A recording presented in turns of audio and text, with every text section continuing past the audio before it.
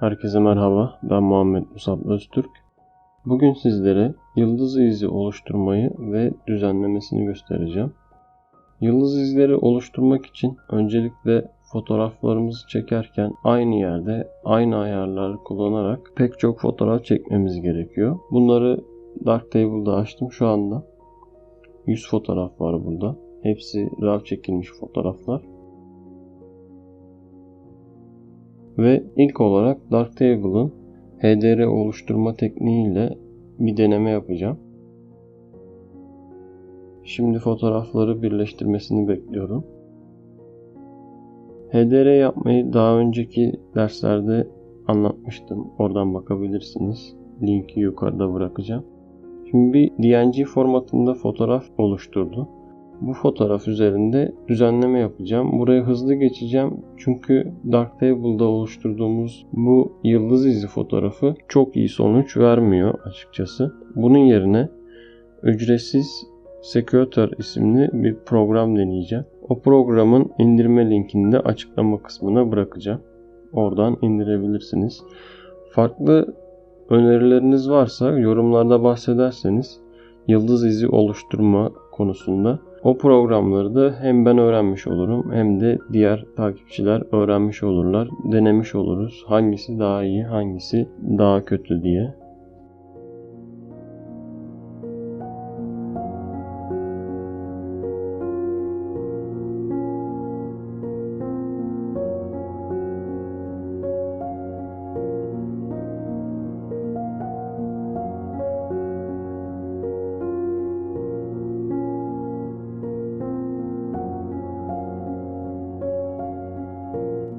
Şimdi programı açıyorum Sequator'da.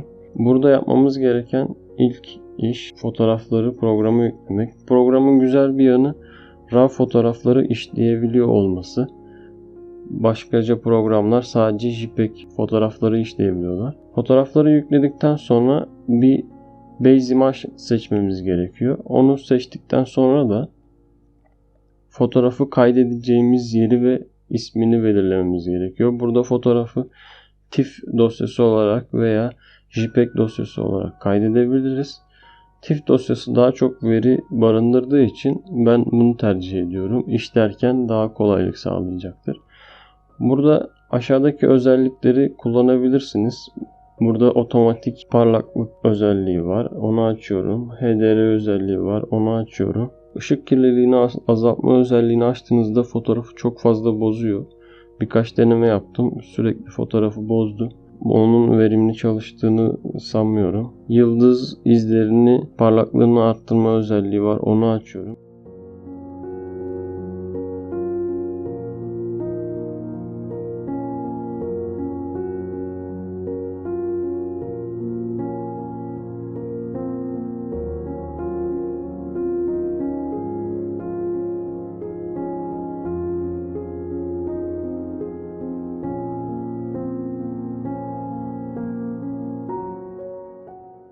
RAW fotoğrafları birleştirerek vermiş olduğu sonuç gayet başarılı. Şimdi bunun düzenlemesini yapayım. Daha sonra tekrar fotoğraf üzerinde konuşmuş olalım.